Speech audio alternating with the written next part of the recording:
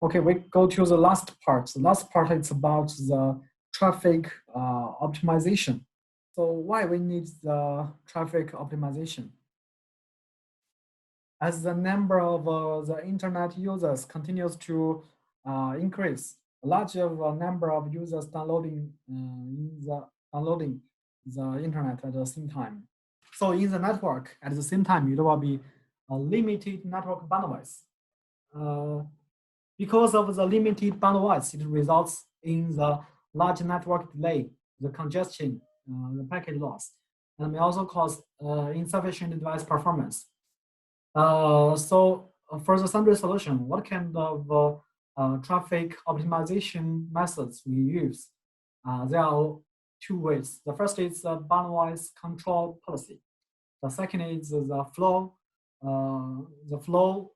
control BM channel. The notes, the bandwidth control policy is delivered to the access point and takes effect first. For the bandwidth control policy, it's to limit the bandwidth for each terminal. For example, the mobile phone, the laptop, when you connect it to the Wi-Fi, and but actually we limit this terminal can only get the 5 megabits for the maximum. This is to limit the terminal's bandwidth. The flow control BM channel for this one, we use to limit the bandwidth for the application. Since we have the application database, we can identify the traffic of the application. With this function, we can control the flow of we can control the flow traffic of each application. So let's go to see the traffic control policy. The bandwidth control policy can limit the bandwidth of each terminal to avoid the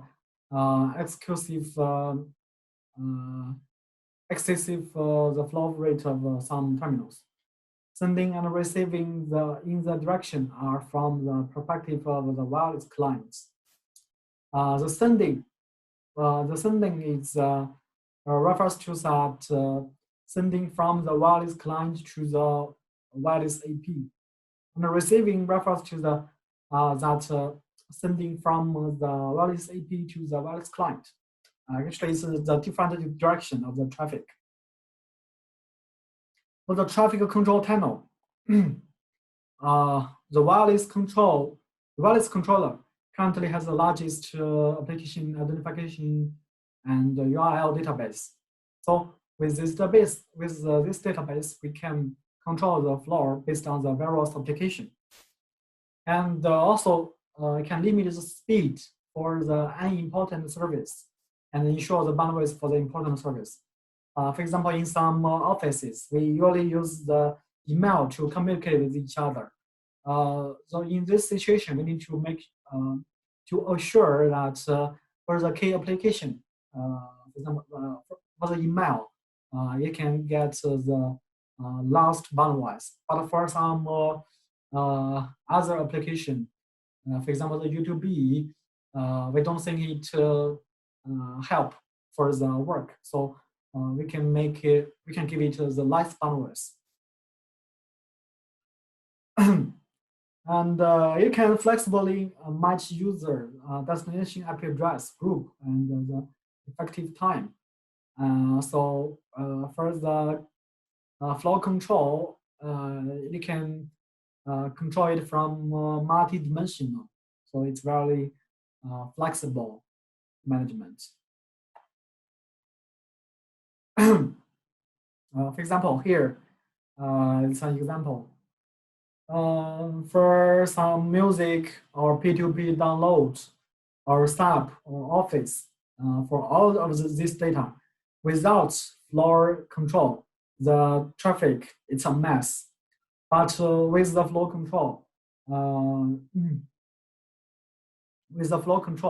we can give the working application more bandwidth. For example, give the SAP, give the Office application more bandwidth. And for the music, for the P2P download, you can get only fewer bandwidth. Before the network manages the traffic, the network traffic transmit on the line is free of priority. The data of each application, it has no priority. After the flow control, we can give the key application more bandwidth, the highest priority to pass. So it can make the network works more efficient. And actually, we can set it according to the user, to the source IP address, and to the destination, to the application. So more flexible to manage the traffic. And also for the channel, we can set the minimum guaranteed bandwidth. For the key application, we at least this application can get 10 megabit. So for example, for the video conference, you can at least get 10 megabit megabit bandwidth, so it won't be crowded, and the video conference will be smoothly run. For the flow control channel, it's divided into the guaranteed channel and the restriction channel. For a guaranteed channel, the bandwidth of each channel is divided into the upstream and the downstream bandwidth. The guaranteed channel can be configured with the guaranteed bandwidth. The bandwidth request channel floor within the guaranteed bandwidth will be immediately respond by the flow control system. And for the restrict channel, it's a channel that can only set the maximum bandwidth. For example, the YouTube channel, you can only get at most maximum 10 megabits. This is a restricted channel. The flow control policy, the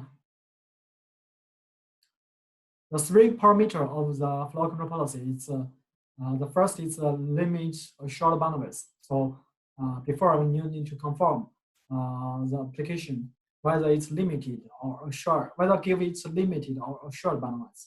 The second is we need to decide the network application objects, and then we need to decide the applicable user, which user will use this policy.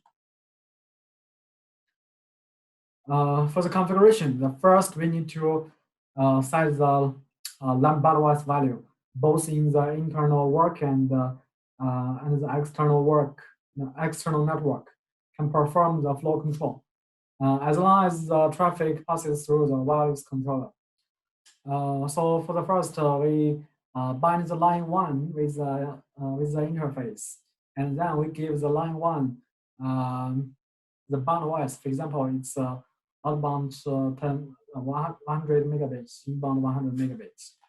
And then we can setting the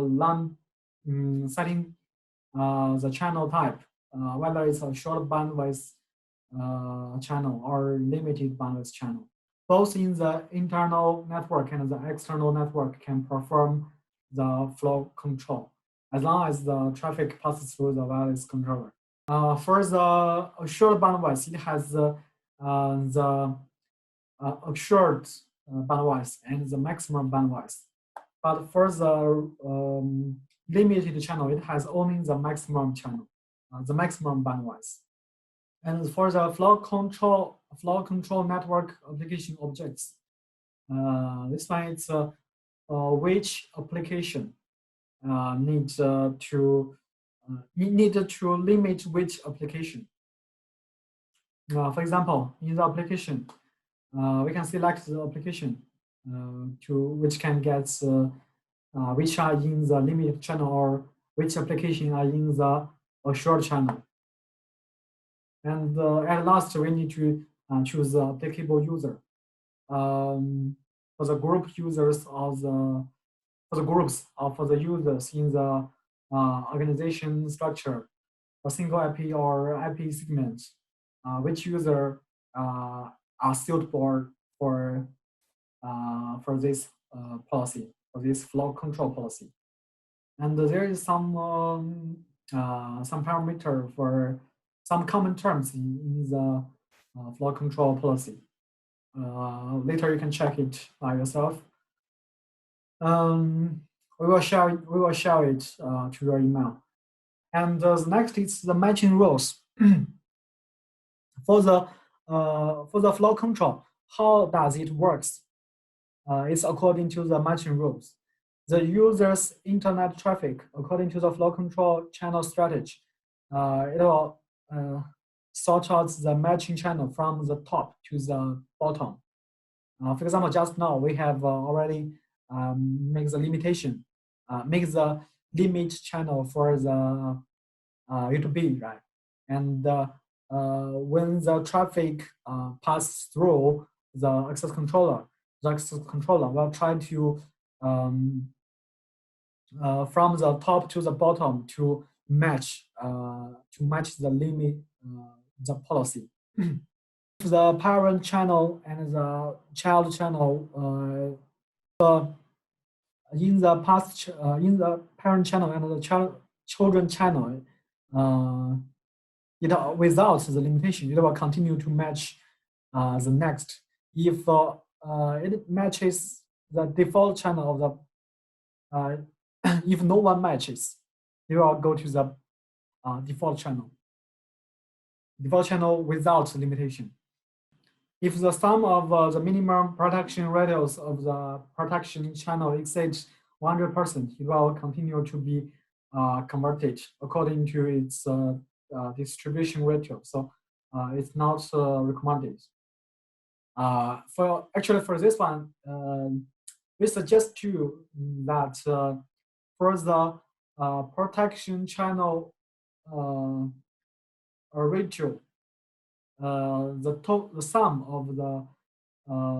of the minimal protection ratio, it should be 100%, because with the 100%, it will be more accuracy.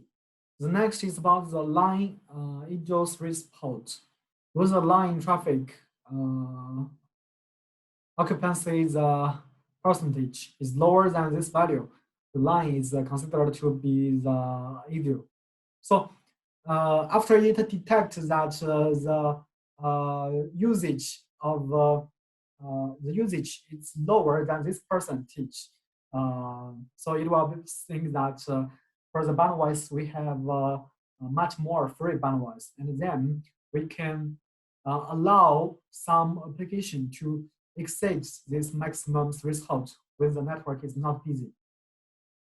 So this one we also call it the dynamic flow control. It can adjust the bandwidth for the limited channel automatically. The second one is about the line busy protection. Do not let the bandwidth value run out.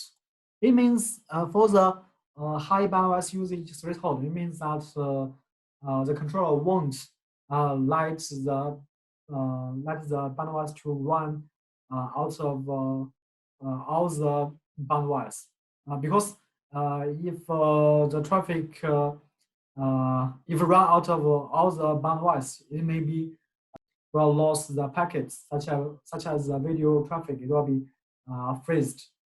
So for this one, we can set the usage threshold after the usage of the bandwidth exceeds this limitation. We think that the line is busy. The next part is about the P2P packet loss with restrain. After we enable this function, it can help us to restrain the P2P packets loss. So for the P2P download, it will be more smoothly and more faster, since the packet loss becomes small. The next part is about the clone channel to all lines. It can copy the current flow control strategy to all lines. Because when you create the channel, when you create the limit channel or a short channel, but it's actually not for all the lines. So if you want to make the channel also used for the other lines, you can clone the channel to the all line to link it here. The next is about the default channel. The default channel, it cannot be disabled, and the scope of the application cannot be changed. So it including all the application and all the user. Necessary, we don't need to modify it. The next is about the exclusion policy. After the configuration, the traffic that meets the exclusion strategy policy, well, it is not the subject to the management of the traffic management system. So for this one is to exclude some traffic. For example, the email or the or some video or voice traffic, and you want to exclude it.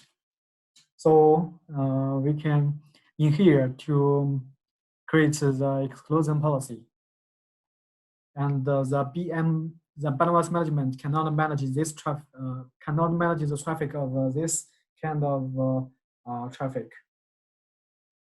So after we set up the traffic management in the system, in the traffic ranking, we can see the user's real-time online behaviors.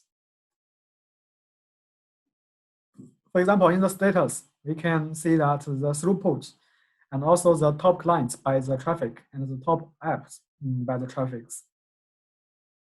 For each user with its IP address from the group and the forward mode, and what kind of application it uses. Also, for the control, for the outbound control and the inbound control, the limitation of each application will be shown here.